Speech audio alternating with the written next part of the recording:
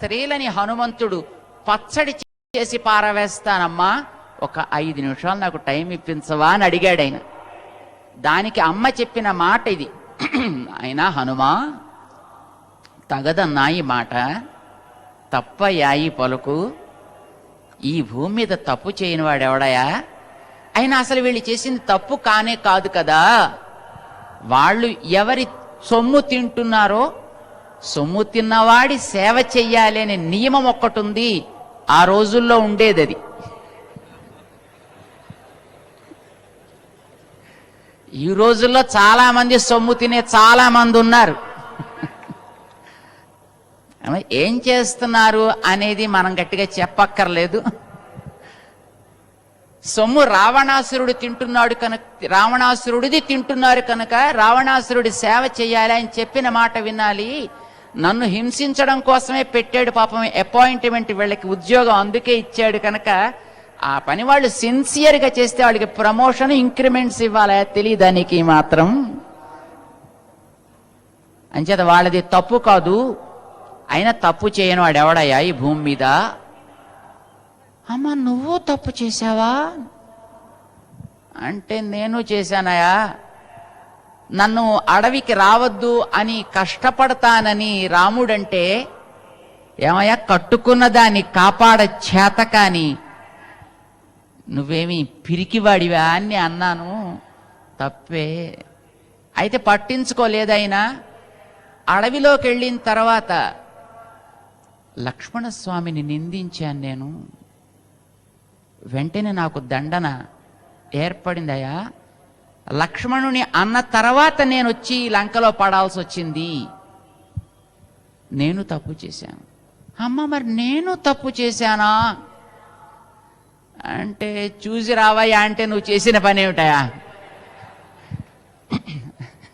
నువ్వు కూడా అంతే బుద్ధిమంతుడివి నాయనా.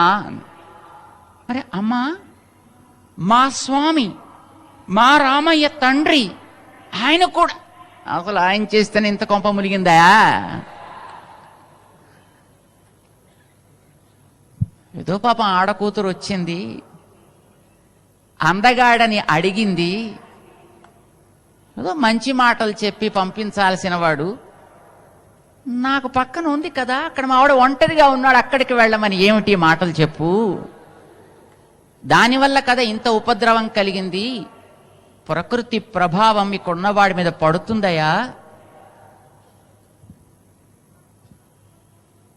భగవంతుడు ఈ మట్టి మీద అడుగు పెట్టాలి అని అనుకున్నప్పుడు ఎక్కడ అడుగు పెడితే ఈ లోకాలని తను కాపాడగలనో ఆలోచన చేసి, ఏ కొండ మీద తాను అడుగు పెడితే ఈ లోకాలని తాను కరుణించగలుగుతాడో ఆ కొండని తాను వెతుక్కుని అక్కడ అడుగు పెట్టాడు. ఆ కొండకి పేరు వెంకటము, వెంకటాచలము. అచలం అంటే కొండ, వెంకటం అంటే పాపాలని కాల్చి పారవేయ శక్తి కలది కనుక దాన్ని తాను తనకి స్థానంగా నిర్ణయం చేసుకుని ఆ కొండ మీద అడుగు పెట్టాడు. ఇప్పటి నుంచి కాదు, ఎప్పటి నుంచో వస్తున్నాడు. ఇందాక స్వామి చెప్పారు మీకు, సృష్టి ఆరంభం ఎప్పుడు జరిగింది అనేదాన్ని ఈనాటి వైజ్ఞానికులు ఏదో ఒక 2000 మిలియన్ సంవత్సరాలని చెప్తున్నారు. అవునో కాదో మనకి తెలియదు. అంటే 200 కోట్ల సంవత్సరాలు. పంచాంగాలు చదివేటప్పుడు మనకి 192,58,00,000 పైచిలుకు సంవత్సరాలు అంటారు. మనకి ఒక ఏడాది వెనక్కెడితేనే తెలియదు కనుక 1,00,00,000 అంటే ఇంక మనం ఆలోచించక్కర్లేదు. ఆ ఎన్ని కోట్లైనా మనకి సమానమే. 198, 192 దాకా వెళ్ళినప్పుడు ఇంకొక 800 కోట్లు పెద్ద కలుపుకోవడానికి తప్పేమిటి కనుక అంచేత 200 కోట్ల సంవత్సరాలు, 8 సంవత్సరాలు, 8 కోట్లు. 200 కోట్ల సంవత్సరాల క్రితం ఈ భూమి ఏర్పడిందని, భూమి ఏర్పడిన వెంటనే ఈ భూమి మీద సాగేటటువంటి ప్రాణి కోటికి తన అవసరం ఉంటుంది అని భావించి భగవంతుడు వరాహ స్వరూపుడై వచ్చి అక్కడ ఆ వెంకటాచలాన్నే తన స్థానంగా చేసుకుని వచ్చేటటువంటి వారికి తనని చూడటానికి ఒకవేళ అవకాశం లేకపోయినా పర్వాలేదు, తీర్థాన్ని స్పృశించి తరించటానికి కూడా వీలయ్యేట్టుగా తన స్వామి పుష్కరిణిని తీసుకుని వచ్చాడు అని ఇందాక మనం విన్నాం. ఆ స్వామి పుష్కరిణినే తనని సూచించే గుర్తుగా పెట్టుకుని దానికి పశ్చిమాన వరాహరూపుడై తానున్నాడు. తిరుపతి కొండ ఎక్కిన వారికి తెలుసును, తిరుపతి కొండ మీద దర్శనం చేసిన వారికి తెలుస్తుంది. అక్కడ ఒక శిలా తోరణం ఉంది.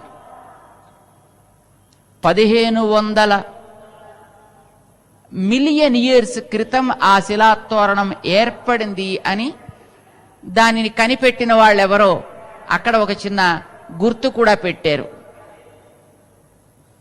అంటే 150 కోట్ల సంవత్సరాల క్రితం అన్నమాట. 200 కోట్లు పంచాంగాలు చెప్తున్నాయి. 150 కోట్ల క్రితం ఆ శిలా తోరణం ఏర్పడింది అని దాన్ని గుర్తించినటువంటి డిపార్ట్మెంట్ ఆర్కియాలజీ వాళ్ళు చెప్తున్నారు. కనుక పోనీ ఓ 50 కోట్లు ఇటు అయితే కొంపే మునిగిపోయిందేం లేదు. కనుక అప్పటి నుంచి వచ్చి ఉన్నాడు అక్కడ వరాహ రూపుడై స్వామి. కాలం గడిచిన తర్వాత కలియుగం మనలాంటి వాళ్ళ ఉంటామని తెలిసి ప్రేమతోటి సేవించాలనుకుంటే నేనిక్కడ ఉంటా మీరు చూడటానికి, మీ కంటికి కనిపించేటంత రూపంలో అని ఆయనే మరొక రూపంలో శ్రీనివాసుడై అర్చామూర్తిగా తొండమాన్ చక్రవర్తికి లభించి ఆలయ నిర్మాణం చేయించుకుని ఈనాటికే మనకి సాక్షాత్కరిస్తున్నాడు దర్శించుకోవటానికి వీలయ్యేట్టుగా. అయితే కలియుగంలోనే ఆయన రావడం ఆరంభం చేయలే శ్రీనివాసుడిగా.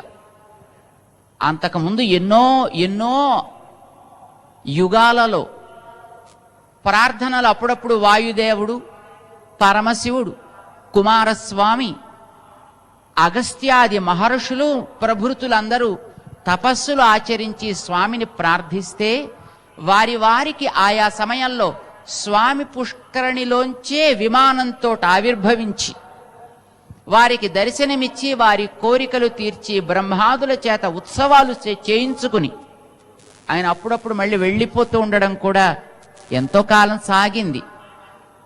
కానీ మనం ఇదివరకటి యుగాల్లో లాంటి వాళ్ళం కనుక కలియుగపు బతుకులు కనుక మనవి ఈ కాలానికి తగ్గట్టుగా తాను పర్మనెంట్గా ఉంటే తప్ప మనం ఆయన యందు విశ్వాసం పొందలేం అని అనుకుని తొండమానికి విగ్రహంగా తాను దర్శనమిచ్చి, అయితే నేను విగ్రహంగా కనిపించినా ఇలానే ఉండిపోతాననేం అనుకోక్కర్లేదా, అవసరమైతే నా అర్చా నియమాన్ని ఉల్లంఘించి భక్తుల కోసం కనిపిస్తూ ఉంటా అని చెప్పి తాను ఆ కొండ మీద ఆలయ నిర్మాణం చేయించుకున్నట్టుగా మనకి పురాణాలు చెప్తున్నాయి. అవసరమైనప్పుడు తాను మళ్ళీ ఆ నియమాన్ని కూడా దాటి వస్తానన్నాడు. కనుక అలా వచ్చాడా అంటే ఎన్నో సందర్భాలు మనకి పురాణాల్లో ఉన్నాయి, ఇప్పటి కాలంలో కూడా ఉన్నాయి. 11వ శతాబ్దానికి కాస్త ముందు వెనకల్లో అక్కడ ఒక రకమైనటువంటి శైథిల్యం ఏర్పడింది. ఒకసారి కాదు, వేల సంవత్సరాల చరిత్ర సాగేటప్పుడు నిర్మాణం చేసినటువంటి ఆలయాలు కావచ్చు, భవనాలు కావచ్చు, మరొకటి కావచ్చు, అప్పుడప్పుడు కొంచెం శిథిలం అవ్వడం అనేది జరుగుతూ ఉంటుంది. ప్రకృతి యొక్క ధర్మం కదా అది. దాన్ని తిరిగి అదే రూపంలో నిర్మాణం చేసి అక్కడ ఆ స్థితిని పునః ఏర్పాటు చేస్తూ ఉండేటటువంటి వారు ఆయా కాలాల్లో ఉండేటటువంటి మహానుభావులైనటువంటి భక్త శిఖామణులు. రూపురేఖలు ఉన్న వాటిని ఉన్నట్టుగా పునర్నిర్మాణం చేసి వాటిని సంరక్షించాలి అని అనుకునేవారు. ఎందుకో తెలుసునా, ఏ జాతికైనా చరిత్ర చాలా ప్రధానం. ఏ జాతి చరిత్రహీనులం కావాలి అని కోరుకోవద్దు కదా. 100, 200, 300 సంవత్సరాల క్రితమే దేశాలు ఏర్పడి చరిత్ర ఆరంభమైనటువంటి పెద్ద పెద్ద దేశాలు కూడా అవి ఏర్పడటంలో ఉండే క్రమాన్ని తర్వాతి తరాలు మరచిపోకూడదనే సంకల్పంతో ఆనాడు ఉండేటటువంటి ప్రతి స్ట్రక్చర్ని ఎంత జాగ్రత్తగా పదిలంగా ఉంచుకుంటున్నాయో ఈవేళ మనం ఒక్కసారి అలాగ ప్రపంచ వీక్షణం చేస్తే ఒక్కసారి మన ఇంటర్నెట్కి వెళ్ళినా మనకి తెలుసు. చాలామందికి తెలుసునేమో అనుకుంటాం. ఇస్లాం సంప్రదాయంలో మక్కా దర్శనం అయిన తరువాత హజ్ యాత్ర చేశాక అక్కడ ఒక శిలని వారు రాళ్లతోటి కొట్టేటటువంటి ఒక సంప్రదాయం ఉంది. చాలా సన్నటి దారి అక్కడికి వెళ్ళడానికి. లక్షలాది మంది ఆ ధర్మాన్ని నమ్ముకున్న వారు అక్కడికి వెడతారు. వెళ్ళి అక్కడ వాళ్ళు చేయవలసినటువంటి వాళ్ళ మతపరమైన కార్యాలు చేస్తారు. అక్కడి ప్రభుత్వాలకి పాపం ఒకసారి ప్రేమ కలిగి, అయ్యో ఇరుకుదారిలోంచి వెడుతుంటే ఇబ్బందులు పాలవుతున్నారే, దీనిని కాస్త విశాలం చేద్దామని సంకల్పిస్తే, ధర్మానికి ఆటపట్లైన మా స్థానాలని స్పృశించటానికి వీలు కాదు, ప్రపంచంలో ఎవరికి ఆ అర్హత లేదని అలానే ఉంచుకోవాలి అని అనుకున్నాయి. ఇది మనకందరికీ తెలుసు. ఇది చాలా కాలం క్రితం కాదు, ఈ మధ్య జరిగినదే. మన దగ్గర ఉండేటటువంటి చార్మినార్ కానీ గోల్కొండ ఖిలా లాంటివి కానీ వాటిని జాగ్రత్తగా మార్చేసామనుకోండి, ఇంకో 4 సాఫ్ట్వేర్ సిటీలు కట్టుకోవచ్చు. కానీ అవి చరిత్రకి చిహ్నాలు కనుక వాటిని ప్రిజర్వ్ చేస్తే జాతి చరిత్ర ప్రపంచంలో నిలుస్తుందని వాటిని మనం చాలా పదిలంగా కాపాడుకుంటున్నాం అని మన వాళ్ళందరికీ తెలుసును. 100లు కాదు, 1000 కాదు, కోట్ల సంవత్సరాల చరిత్రకి ప్రపంచంలో ఈ జాతి చరిత్ర కోట్ల సంవత్సరాల నుంచి సాగుతూ వస్తున్నదని చెప్పటానికి నిదర్శనాలుగా మనకి నిలబడ్డ స్థానాలు ఆలయాలు. ఈ విషయం మన జ్ఞాపకం పెట్టుకోవాలి. ఆలయాలు కేవలం ఆరాధనా స్థలాలు మాత్రమే కాదు, ఆరాధనతో పాటు మనకి జాతికి ఉండేటటువంటి చరిత్రను కూడా కాపాడుతూ ఉండే స్థానాలు. దేవుణ్ణి దర్శించడానికి మనం ఆలయాలకి వెడుతున్నాం, కానీ దర్శనం ఒక్కటే ఆలయాలకు వెళ్ళడం వెనక ప్రయోజనం కాదనేది మనం గుర్తించడం అవసరం. భగవంతుడు అణువణువున నిండి ఉంటాడని మనం వింటున్నాం, ప్రహ్లాదాది చరిత్రల్లో స్మరిస్తున్నాం. అంతటా నిండి ఉండేటటువంటి ఆ స్వామిని మనం చూడటానికి ఒక విగ్రహ రూపంలో ఒక మూర్తిగా తను మనకి సాక్షాత్కరిస్తాడు. చిన్న మూర్తి కావచ్చు, పెద్ద మూర్తి కావచ్చు, అది మన కోసం ధరించే మూర్తి కనుక మన అవసరాలకి తగ్గట్టుగా తాను దిగి వస్తూ ఉంటాడు. గాలి మీకు కావాలనుకుంటే ఇంట్లో ఒక్కరే కూర్చుంటే విసినికర్ర పెట్టుకు విసురుకుంటారు. కాస్త రూములో ఏదో పని చేసుకుంటూ 4 కూర్చుంటే ఫ్యాన్ వేసుకుంటాం. వేసవి కాలం అయితే చల్లగాలి వచ్చే వ్యవస్థ చేస్తాం. కానీ అదే ఒక పెద్ద సమూహం ఒక చోట ఏర్పడితే పెద్ద పెద్ద బ్లోయర్స్ పెట్టుకుంటాం. అవసరమైనది గాలి అనుకున్నప్పుడు ఆ గాలికి తగ్గ వ్యవస్థ చేసుకుంటున్నట్టే దైవం కూడా మన కోసం అవసరం అని అనుకున్నప్పుడు నీ ఇంట నీ కోసం, నీ ముద్దు మాటలు వినడానికి, నీ ప్రేమ పలుకులు తను కూడా శ్రవణం చేయటానికి చిన్ని రూపంలో నీ ఇంటికి వస్తాడు. అక్కడ మంత్రాలు కోరడు, నీ మాటలే కోరుతాడు. సమాజాన్నంతటినీ కూడా చైతన్యవంతం చేయాలి అని అనుకున్నప్పుడు ఆలయాన్ని తనకి స్థానంగా చేసుకుంటాడు. అక్కడ మంత్రాలని తను శ్రవణం చేయటానికి, సమాజానికి కావలసినటువంటి సంస్కారాన్ని అందించడానికి దాన్ని నిలయం చేసుకుంటాడు. ఆలయం సంస్కారానికి, చరిత్రకి నిలయం. కేవలం దేవుణ్ణి చూసి తీర్థం ప్రసాదం పుచ్చుకుని వెళ్ళిపోవడానికైతే మీలు చాలు. శాంతంగా కోరినంత ప్రసాదం అక్కడ హాయిగా చేసుకు పుచ్చుకోవచ్చు కదండి. ఆలయం నీకు కావలసినటువంటి దైవ దర్శనాన్ని ఇవ్వడంతో పాటు నీ సంస్కృతిని, నీ సంప్రదాయాన్ని, నీ ధర్మాన్ని నువ్వు గుర్తించేట్టు చేసేటటువంటి స్థానం కావాలి. ఇతర మతాల్లో మనం గమనిస్తున్నాం, వారు ఏది చేసినా దైవం పేరు చెప్పి చేయడం మనం చూస్తున్నాం. వాడు ఏది చేయనివ్వండి, దైవం పేరు చెప్పే చేస్తారు. వినయంగా దైవం దగ్గర ప్రవర్తిస్తారు. పంక్తులలో తీరి క్రమశిక్షణతో కూర్చుంటారు. ఇది వారికి వారి ఆలయం నేర్పిస్తోంది. వారు దాన్ని ఏది ఆలయం అని వారు అనుకుంటారో అది వారికి అది నేర్పిస్తోంది. ఆలయం యొక్క పర్పస్ మనం మర్చిపోతున్నాం ఈవేళ. నిజానికి మనల్ని చూసి ఇతరులు నేర్చుకుంటున్నారు. మనం ఎందుకు మర్చిపోవాలి కనుక? ఆలయానికి వెళ్ళి దేవుణ్ణి ప్రతిష్ఠ చేసిన నా గోత్రనామాలతోటి చేస్తాను అని మనం చేస్తున్నాం. ఎంత ఆశ్చర్యం చూడండి. వాడు సమాజానికి తిండి పెట్టినా, ఉద్యోగం ఇచ్చినా, బట్టలిచ్చిన దేవుడి పేరు చెప్పి వాళ్ళు చేస్తారు. మిగతా వారు మనం దేవుడికి నేనే పెడుతున్నా, ఫలానా గోత్రం, ఫలానా సూత్రం, ఇంకో ఫలానా సంతానం కలిగినటువంటి నా పేరు చెప్పి దేవుడి మీద కూడా మన పేరే రాసుకునేటటువంటి అలవాటు మనం చేసుకుంటున్నాం. ఎంత విపరీతమో గమనిస్తున్నామా? ఎంత ఆశ్చర్యంగా ఉందో తెలుసునా? దేవుడిచ్చేదాన్ని దేవుడికి ఇవ్వడం చేతకాక నాది నేను నీకిస్తున్నాను అన్నాడు బలిచక్రవర్తి. తుభ్యమహం సంప్రదదే నా మామా అన్నాడు. నాయనా, ఇది నీది కాదయ్యా, నాది చూడు అని క్రింద పాదం పై పాదం బలితల కొలచిన పాదమై స్వామి చూపాడు. ధర్మం చెయ్యాలి,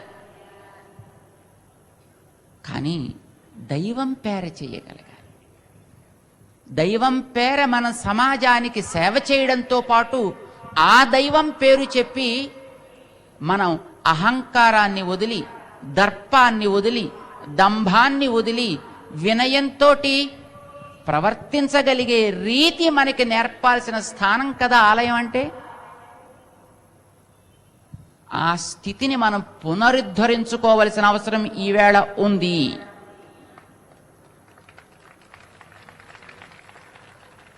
ఆశ్చర్యం ఈవేళ ఏంటంటే, కనిపించే భగవంతుడిని నమ్మకం మనకి చేత కావట్లేదు, నమ్మలేకపోతున్నాం. మిమ్మల్ని మాట అడగమా? దేవుణ్ణి మీరు ఎంతమంది చూశారో చెప్తారా?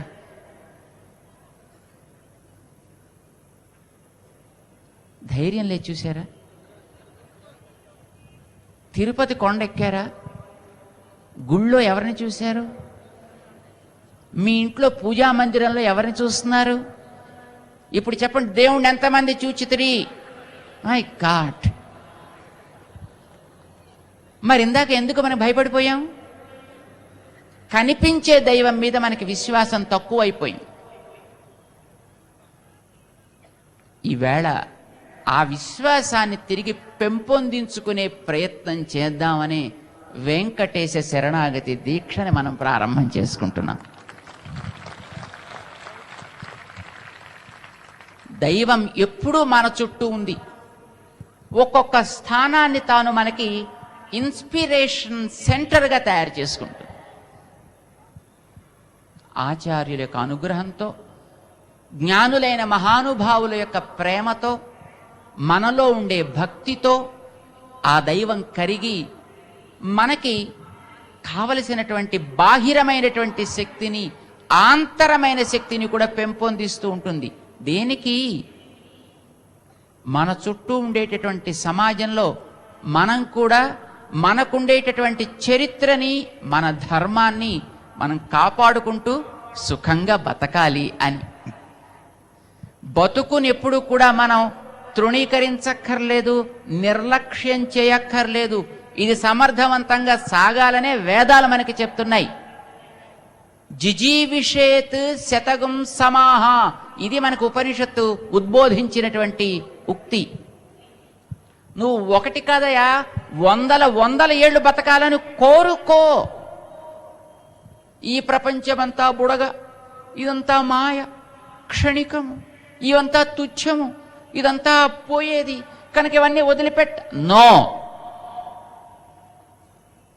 మనం బ్రతకాలి, బాగా బ్రతకాలి, హాయిగా బ్రతకాలి, అందరం కలిసి బ్రతకాలి. మతాలు వేరు కావచ్చు, జాతులు వేరు కావచ్చు, కులాలు వేరు కావచ్చు, కానీ మనమందరం కలిసి బ్రతకాలి.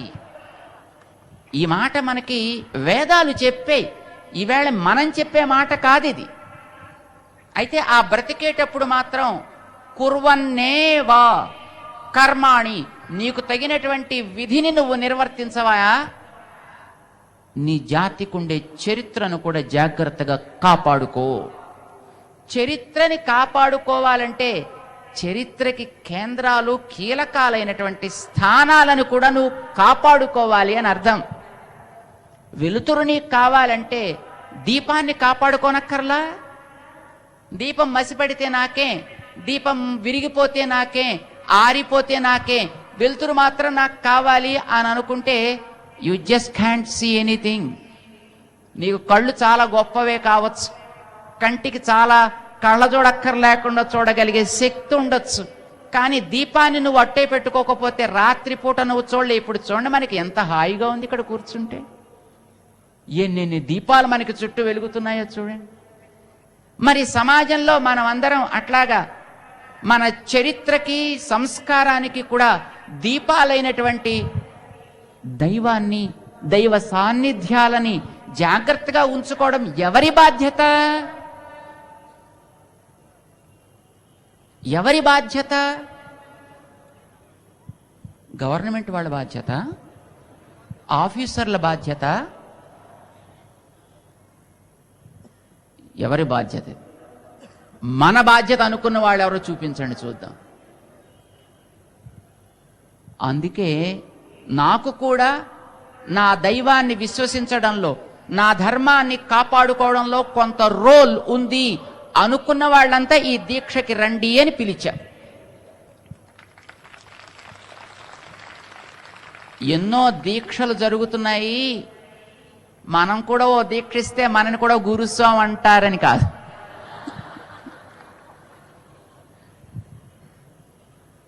కలియుగానికి నాయకుడై స్వామి వచ్చాడు, 7 కొండల మీద నిలిచాడు. లోకానికి నేను దీపంగా ఉంటా, క్రింద దీపం కొంతమేరే కనిపిస్తుంది, కొండ మీద దీపం ఊరంతా కనిపిస్తుందని ఒక ఊరికి కాదు, ఈ భూమికంతటికి కాంతినివ్వటానికి 7 కొండల్ని తాను తన స్థానం చేసుకున్నాడు స్వామి. చూడాలి, అక్కడ నేర్వాలి, అక్కడ లభించిన శక్తితోటి మన ఇంట, మన ఊరి, మన రాష్ట్రంలో, మన దేశంలో మనం చేయాల్సినటువంటి సత్కార్యాలు చేయాలి. అక్కడ నేర్చే స్థానం అది. 7 కొండల మీదే కాదు, ప్రతి ఆలయం మనకట్లా నేర్పే స్థానమే. ఇదివరకు రోజుల్లో ఆలయాలు విద్యకి, సేవకి, వైద్యానికి కూడా స్థానాలుగా ఉండే. ఇప్పటికి కూడా మనం కొన్ని ప్రాంతాలకు వెడితే, ఓసే ఉత్తర దేశంలో ఉండేటటువంటి కొన్ని ప్రాంతాలకు వెడితే దేవ సాన్నిధ్యంలో ఒక చిన్న విద్యాలయం కూడా ఉంటుంది. అక్కడ వచ్చేటటువంటి భక్తులందరికీ కూడా ధర్మ ప్రబోధం జరుగుతూ ఉంటుంది. నువ్వు నీ ధర్మాన్ని ఎట్లా కాపాడుకోవాలి చెబుతూ ఉంటారు. అవసరమైన వారికి మందులు ఇచ్చేటటువంటి వసతి కూడా ఉంటుంది. అక్కడ కొన్ని జంతుశాలలు ఉంటాయి, వాటిలో నాయన నీతో పాటు బ్రతికే ఇతర ప్రాణికోటికి కూడా కొంత నువ్వు దయా దాక్షిణ్యము చూపించవయ్యా అని నేర్పిస్తాయి. అయితే మనకి దైవం మీద విశ్వాసం ఉన్నప్పుడు కదా ఇవి. దైవం మనకి కనిపిస్తుందా అని సందేహం మీకొద్దు. ఎప్పుడో పురాణాల్లో దైవాలండి, ఇప్పుడు మనకి దైవం అంటే కంప్యూటరేనండి. నో, దైవం ఆనాడు ఈనాడు తేడా లేక ప్రతి నాడు నీకు కనిపించడమే తన లక్ష్యంగా ఉంది. భగవద్గీత ఈ మాటని స్పష్టం చేస్తోంది. ధర్మ సంస్థాపనార్థాయ సంభవామి యుగే యుగే.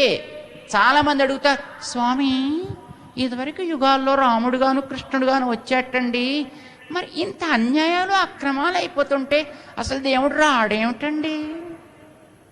వచ్చిన వాడిని నువ్వు నమ్మటలేదా? ఆయన రాక కాదు మనం నష్టపోతుంటా, ఉన్నవాడిని కనిపించిన వాడిని నమ్మక మనం నష్టపోతున్నాం. అందుకే ఇందాక మిమ్మల్ని అడిగింది, మీ ఇంట్లో మీ పూజా మందిరంలో దేవుడు ఉన్నాడు, కానీ మనకి నమ్మకం లేదు కదా. మనకే దాని మీద నమ్మకం ఉంటే తిరుపతిలో ఈవేళ పాపం దేవుడికి రాత్రి నిద్ర లేకుండా మనం చేసేసి, తిండి లేకుండా చేసేసి, అక్కడ వాళ్ళు కూడా ప్రజల కోసం మేము చేస్తున్నామండి, ప్రజల కోసం అని వాళ్ళు కూడా చెప్పుకోవలసిన స్థితి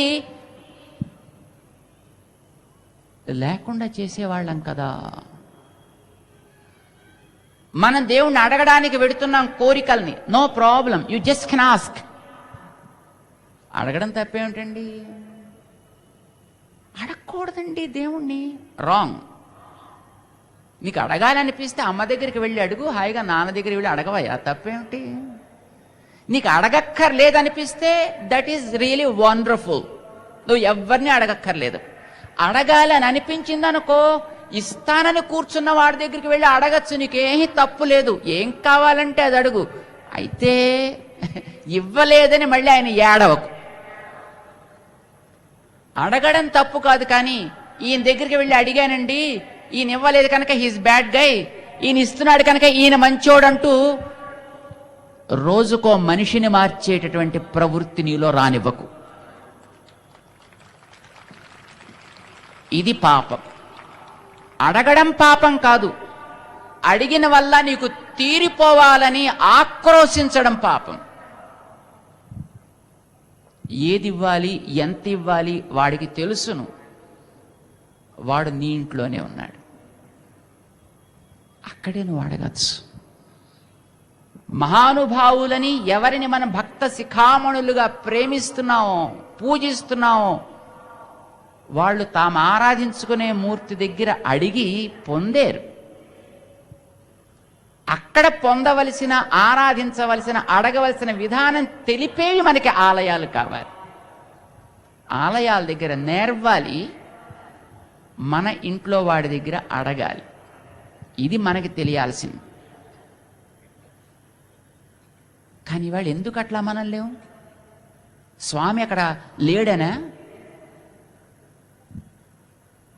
మార్కండేయ మహర్షికి స్వామి చెప్పిన ఒక సమాచారం ఉంది, మనకి పురాణం చెప్తోంది.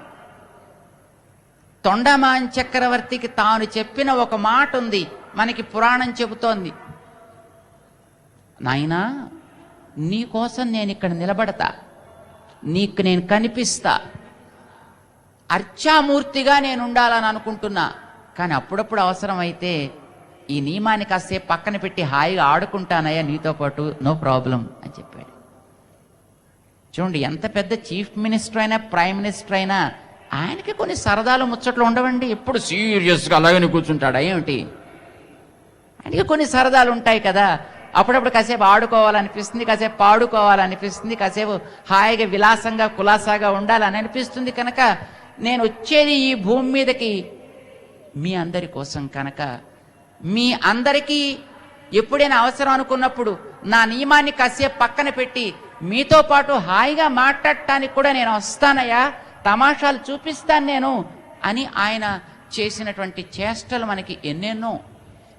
అయితే విశ్వసించిన వాడికి చేస్తాడు, విశ్వసించకపోతే ఏం చేస్తాడు ఆయన? ఇందాక మన తిరుమల నంబి గారి చరిత్ర విన్నాం. వృద్ధుడు, ఆ మహానుభావుడు స్వామికి ఎక్కడో పాప వినాశం దగ్గరించి తీర్థం తెచ్చి స్వామి సేవకి అర్పించాలి అని అందిస్తుంటే స్వామికే జాలి కలిగి, పాపం ఈ పెద్ద ఆయన ఇంత దూరం తిప్పుతున్నామే, కాస్త సౌకర్యం కలిగిద్దామని కోయవాడి వేషం వేసుకొచ్చి తాత తాత, నువ్వు ఎవరి ద్వారానో నాకు రోజు నీళ్లు పట్టుకొచ్చి